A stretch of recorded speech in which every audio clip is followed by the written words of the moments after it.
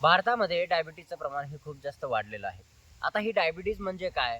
तर डायबिटीजचं जे प्रकार आहे, किती आहेत आणि कशा पद्धतीने हे डायबिटीज कंट्रोल केल्या जाऊ शकतं, तर ते आपण आज व्हिडिओमध्ये बघूया. तर सगळ्यात महत्त्वाचं हे समजून घेणं गरजेचं आहे, की डायबिटीज म्हणजे काय?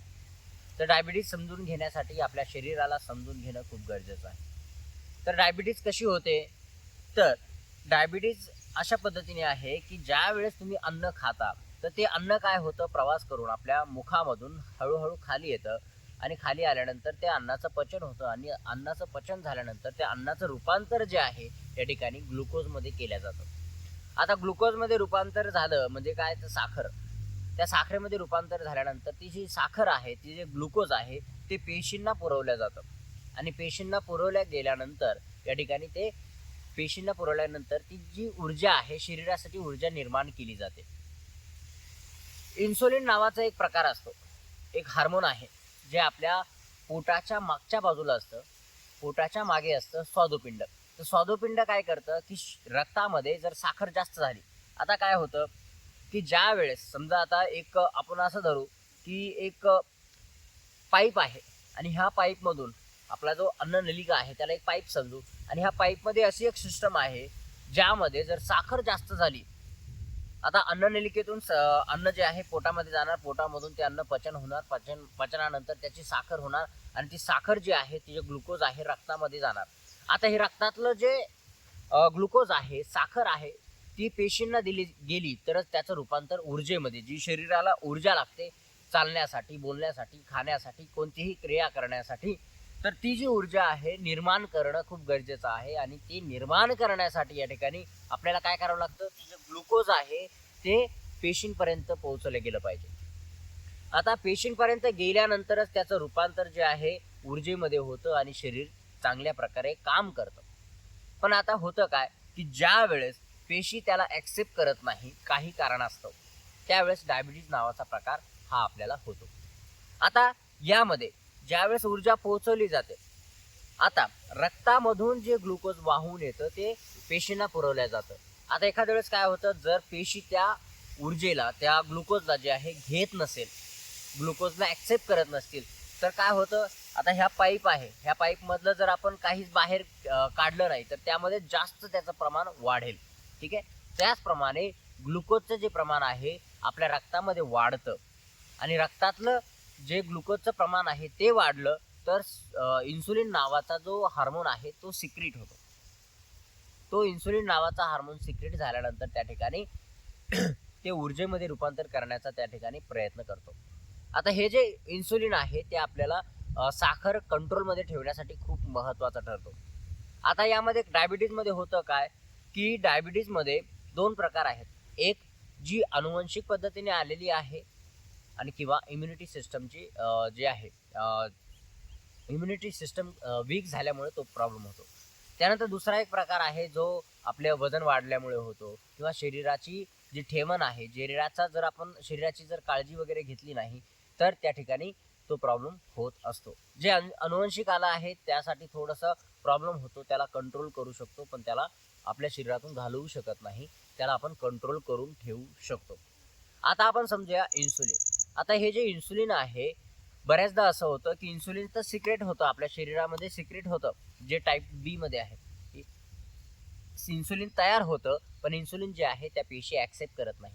टाईप 1 मध्ये असं असतं, इन्सुलिनचं प्रमाण हे तयार होण्याचं जे प्रमाण आहे ते कमी होतं किंवा नाहीसं होतं किंवा इन्सुलिन तयार होतच नाही. हे 2 प्रकार आहेत आणि याचमुळे जे आहे आपल्याला डायबिटीज नावाचा प्रकार होतो.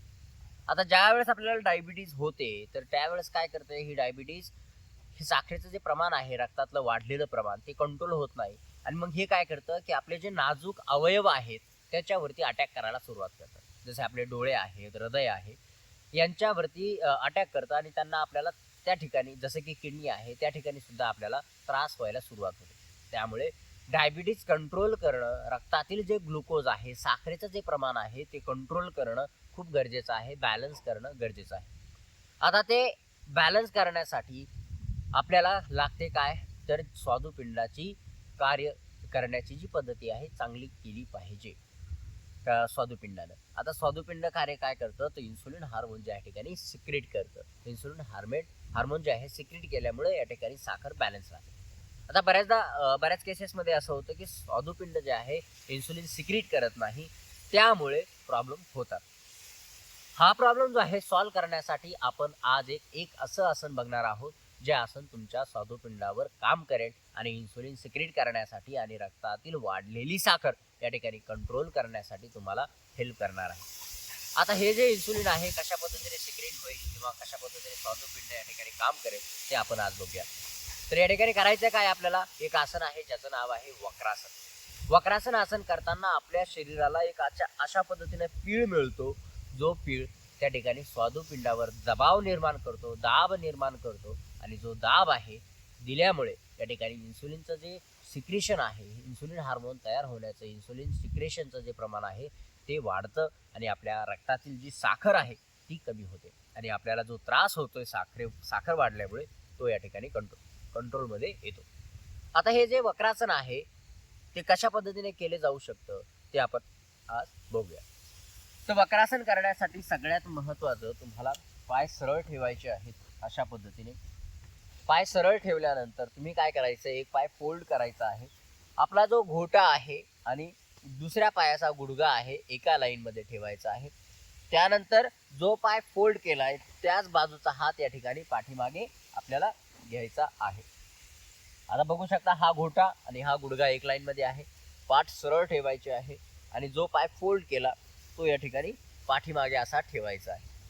आता असा पाठीमागे ठेवल्यानंतर हात या ठिकाणी बघायचं आहे की आपला हात जास्त पाठीमागे पण नाही गेला पाहिजे आणि जास्त क्लोज पण नाही राहायला पाहिजे. या ठिकाणी ज्या पोझिशनमध्ये, ज्या स्थितीमध्ये तुमची पाठ सरळ राहील त्या ठिकाणी ठेवायचं, ना पाठीमागे झुकलेली ना जास्त पुढे झुकलेली.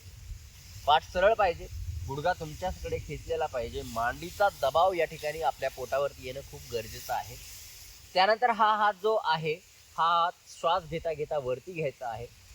श्वास घेता घेता वरती घेतल्यानंतर श्वास सोडताना ट्विस्ट करायचा आहे. ट्विस्ट केल्यानंतर हा जो एल्बो आहे, आपला कोपरा आहे हाताचा, या गुडघ्यावरती टक करायचा आहे बाहेरच्या साईडला. अशा पद्धतीने टक केल्यानंतर आपली जी छाती आहे, वरचा जो भाग आहे कमरेपासून वरचा, तो अजून जास्त ट्विस्ट करायचा आहे आणि हा जो वरचा हात आहे त्या ठिकाणी खाली घ्यायचा आहे. खाली घेऊन करायचं काय, तर आपल्याला अँकल पकडायचा आहे किंवा आपलं पायाचं जे बोट आहे ते पकडायचं आहे. शक्य असेल तर पायाचं बोट पकडा, नाहीतर अँकल पकडा. आणि जर पोटाचा घेर जर जास्त असेल, म्हणजे पोटाची साईज जास्त असेल आणि त्यामुळे जर मांडी बाहेरच्या दिशेने जर जात असेल तर त्या ठिकाणी तुम्ही गुडघ्याला पकडू शकता आणि ट्विस्ट करू शकता. पाठीमागं बघायचं आहे, अपोजिट जो लेग आहे, पाय आहे दुसरा पाय, तो सरळ असेल आणि ट्विस्ट. या ठिकाणी तुम्हाला काही श्वास थांबायचे आहे, जसे की 5 श्वास 6 श्वास या ठिकाणी थांबायचं. श्वास घेणं आणि श्वास सोडणं हा एक श्वास झाला. काही वेळ थांबल्यानंतर हळूच परत यायचंय, श्वास घेत परत यायचंय. हात वरती घ्यायचा आणि हात श्वास सोडत खाली घ्यायचा.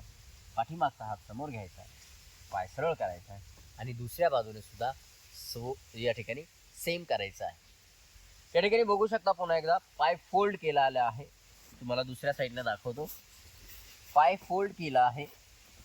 या ठिकाणी बघू शकता अँकल जो आहे आणि गुडघा जो आहे एका लाईनमध्ये आहे. जो पाय फोल्ड केला तो हात पाठीमागे, श्वास घ्यायचा आहे, श्वास सोडताना ट्विस्ट करायचं आहे आणि आपल्या पायाची बोट जी आहे, पायाचं बोट अंगठा जो आहे तो पकडायचा आहे पाठीमागे. त्या ठिकाणी बघू शकता तुमच्या स्पाईनला जे आहे ट्विस्ट मिळत आहे आणि तुमच्या पोटावरती दाब जो आहे मांडीमुळे या ठिकाणी उत्पन्न होत आहे. काही वेळ, काही सेकंद या ठिकाणी थांबल्यानंतर श्वास घेत परत यायचा आहे. श्वास घेत हात वरती, श्वास सोडत हात खाली आणि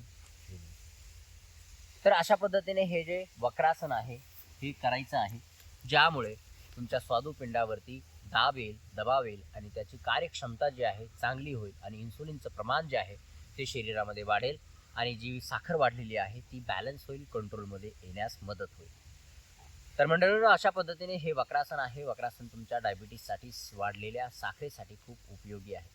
तर आता भेटूया पुढच्या व्हिडिओमध्ये. आणि हो, जर पुढच्या व्हिडिओमध्ये दुसरं काही माहिती पाहिजे असेल तुमच्या हिशोबाने, गुडघेदुखी असो, पाठदुखी असो, कंबरदुखी असो, मानदुखी असो, डोळ्यांसाठी सुद्धा असो, किंवा हृदयाच्या संबंधित कोणतंही आसन असो, किंवा तुम्हाला पडलेला एखादा प्रश्न असो, तुम्ही काहीही या ठिकाणी कमेंट बॉक्समध्ये विचारू शकता. आणि हो, व्हिडिओ आवडला असेल तरीही कमेंटमध्ये सांगा, आणि नसेल आवडला तरीही कमेंटमध्ये सांगा की तुमचा व्हिडिओ जो आहे का नाही आवडला, म्हणजे आपला व्हिडिओ का तुम्हाला आवडला नाही ते सुद्धा तुम्ही या ठिकाणी सांगू शकता. तुमच्या प्रतिक्रिया ज्या आहे आम्हाला आपल्या चॅनलला जे आहे मोठं करण्यासाठी, वाढवण्यासाठी आणि तुमची मदत करण्यासाठी खूप खूप महत्त्वाचं होईल. तर भेटूया पुढच्या व्हिडिओमध्ये. तोपर्यंत धन्यवाद.